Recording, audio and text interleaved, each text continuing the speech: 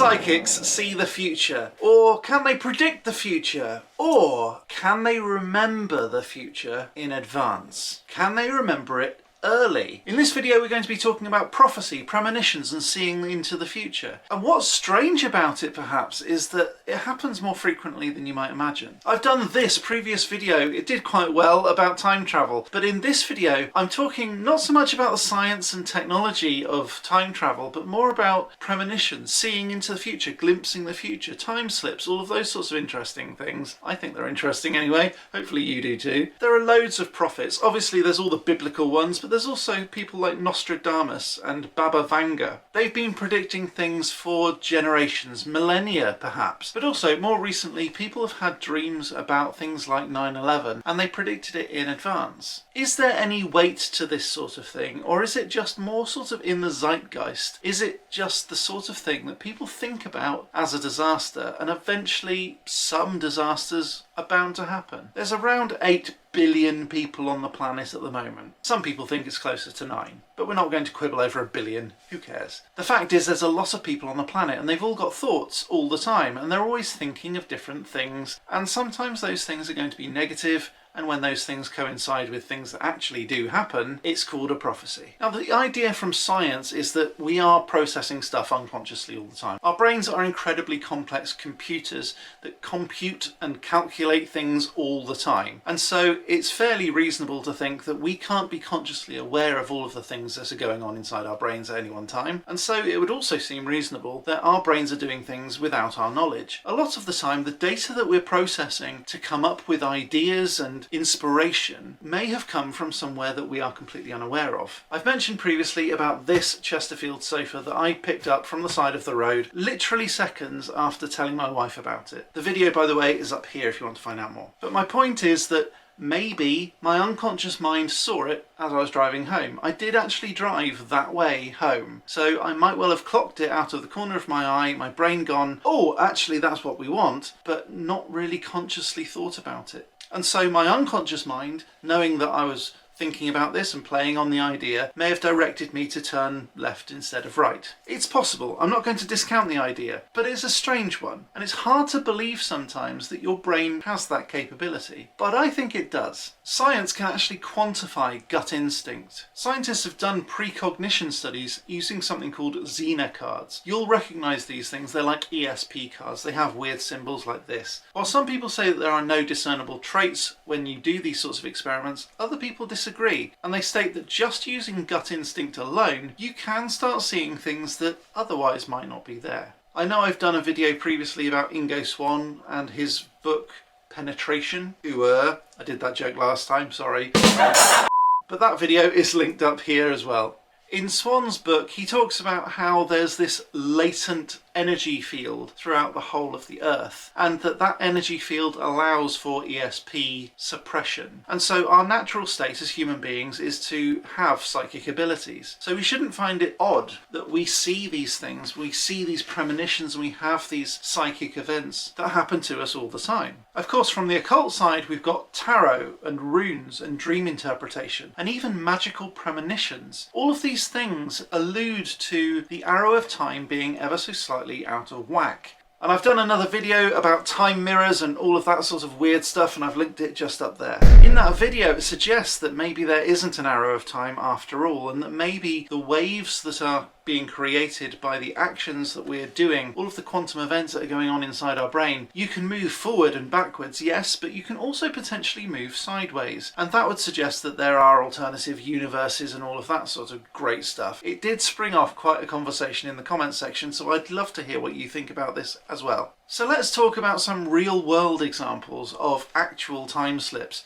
Perhaps one of the most famous cases of a time slip was reported in 1996, where Frank, a former police officer, was walking down Bond Street in Liverpool. His wife popped into Dylan's bookshop, now called Waterstones, on Bond Street. Frank decided to wander down the road towards Henshaw's to buy a CD. Yeah, it was the 90s. As he crossed the street, he noticed that something weird happened. Everything went quiet. Eerily quiet. Then suddenly he was surrounded by people who were dressed in 1940s clothing, and cars in an otherwise pedestrianised street, and those cars were also from the 1940s era. The Henshaw CD shop had vanished entirely and was replaced by another shop. That shop was called Cripps, which was a name he didn't recognise. The shop was selling handbags and shoes for women, and he didn't want either of those things. The weird thing was, though, that although this was clearly the 1940s period, everything looked brand new, but it was clearly like it belonged to another time. Frank was utterly dazed by this, but he walked into the shop anyway, still really quite confused, and that's when things started to shift back to normal. The scene around him slipped back to the present day. Henshaw's had returned, Cripps had vanished, and modern day cars started appearing. Other people in modern day dress started appearing, and the street noise resumed. It wasn't so quiet anymore. It was as if he had slipped briefly into the past. Now, although that sounds weird, and if it was on its own I would just pass it off as yeah, okay, whatever, his report wasn't alone. As it turns out, Frank's case was one of a number of different reports, especially on Bond Street in Liverpool. Over the years there have been multiple reports of time slippages in Bond Street in particular. People seeing horse-drawn carts, hearing 1940s music, and even finding themselves inside shops that don't exist anymore. Some people claim that Bond Street itself is a temporal vortex. Now what that means is a time hole, something that people can walk into and walk out of, and maybe almost like a doorway into the past. Or, if you're in the 1940s, potentially into the future. Now, of course, there are skeptics who say this is either misremembering or hallucination, but the locals love this mystery. Now, the story gets a lot of press coverage and a lot of paranormal attention, and I think one of the reasons for that is because Frank, who is the witness in this story, is a retired police officer, so people think he's more credible. The other thing is that people have independently reported similar things on Bond Street. Now, have they originally heard of the Frank example? I don't know, maybe. And maybe even unconsciously they might not be able to report that consciously as an influence on their hallucination or misremembering. That's a very skeptical, cynical perhaps, way of looking at this issue.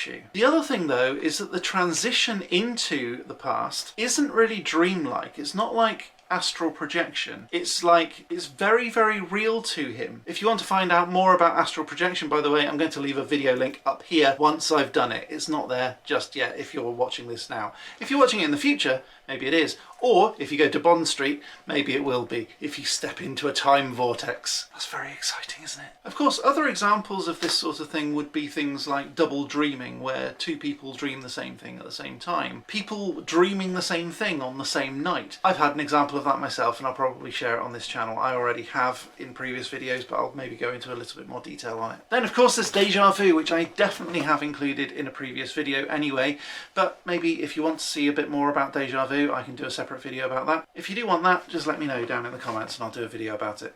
Of course, if we're talking about purely prediction and seeing into the future without actually going into the future, that's a different thing.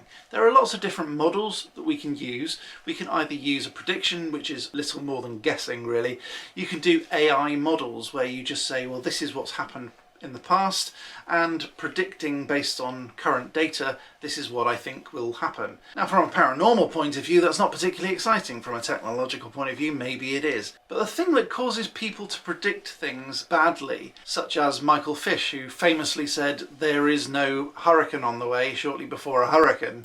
Good afternoon to you. Earlier on today, apparently a woman rang the BBC and said she heard that there was a hurricane on the way. Well, if you're watching, don't worry, there isn't. Rubbish! The thing that causes those sorts of inaccuracies is something called chaos theory. In any complex system, there's always uncertainty. When I was studying for the first PhD that I tried to get before funding ran out, one of my supervisors got her own PhD through studying chaos theory and complex models. Now, this one was all about soil erosion. Don't get me into it, it sounds really boring. But basically what it means is that in any kind of system where there's lots of different parameters, it's really hard to work out what's going on in the future. So with weather, you're heating up the Earth, which has lots of contours in very strange ways, meaning that the air is potentially very turbulent. Those turbulences aren't very predictable. It's not just like you can go, okay, well, there's a whirlwind there and it's headed that way. simple. You've got topography and clouds and wind and pressure. There's a whole load of variables that frankly we don't know with enough detail to say this is definitely what's going to happen. So the whole idea of Back to the Future 2, where Doc gets out his stopwatch and looks up at the clouds and says wait 15 more seconds, that's not very accurate, because it can't be, because it's too complicated and too complex. Now with the invention of quantum computers being able to do very complex calculations really super quickly, maybe this sort of thing will become possible in the future.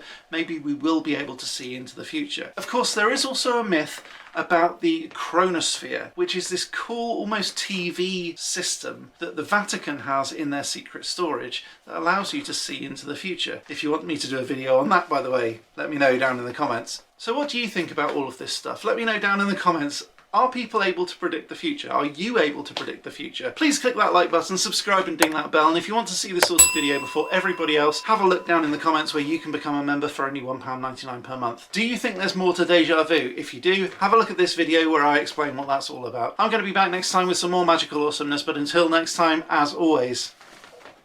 Stay magical.